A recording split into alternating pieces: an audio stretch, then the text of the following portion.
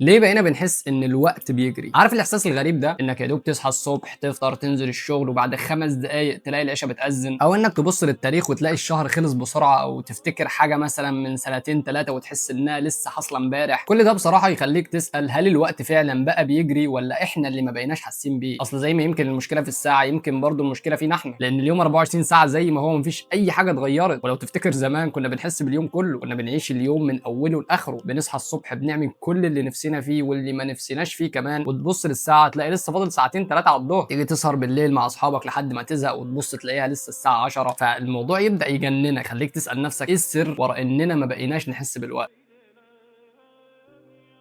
بصراحة لو جينا بصينا للموضوع ده دينيًا، فاتذكر الموضوع ده كعلامة من علامات قرب الساعة، لأن النبي عليه الصلاة والسلام قال: "لا تقوم الساعة حتى يتقارب الزمان." إن السنة تبقى زي الشهر، والشهر يبقى زي الأسبوع، والأسبوع يبقى زي اليوم، واليوم يبقى زي الساعة. فده مش معناه إن الساعات بتقل أو إن الوقت بيجري مع مرور الزمن، لأ، ده معناه إن البركة في الوقت هي اللي بتقل، لأن الوقت ده برضه نعمة ورزق من ربنا، زيه زي الفلوس والعربيات والحاجات اللي برضه إحنا حاسين إن بركتها قلت جدًا. علماء المسلمين بيقولوا إن سبب الشعور بقلة البركة ده هو الانشغال بالدنيا وكثرة الذنوب والمعاصي. القلوب بقت مشغوله والاعمال كلها بقت شبه بعض، والنيه ما بقاش فيه، لان الناس دلوقتي كلها عايشه بتتغذى على الخبز. ده الجواب دينيا. فلسفيا بقى، ان الانسان بقى بيحس ان الوقت بيجري لان وعيه بالحاضر اللي احنا بنعيشه ده بيضعف. يعني ببساطه ان احنا بقينا عايشين اما في اللي حصل او اللي هيحصل. الواحد فينا ما بقاش يفكر في دلوقتي، ما بقاش يعيش اللحظه اللي دلوقتي عشان يحس بيها، دايما مشغول يا اما بيفكر في الماضي واخطائه، يا اما بيفكر في المستقبل واللي عايز يعمله. وده غلط كبير جدا، لان ده بيخلي الوقت والزمن بالنسبه لنا مش تجربه، بيخلي الوقت والزمن مجرد تسلسل احداث بنعيشها. فعلماء الفلسفه بيقولوا ان الزمن ثابت واحنا اللي بنتحرك جواه. دي مش مشكله ان احنا اللي بنتحرك جواه، بس المشكله ان احنا بقينا بنتحرك بسرعه، وبسرعه قوي. كل يوم بنستهلك ملايين المعلومات، الصور، المشاعر، الاحداث.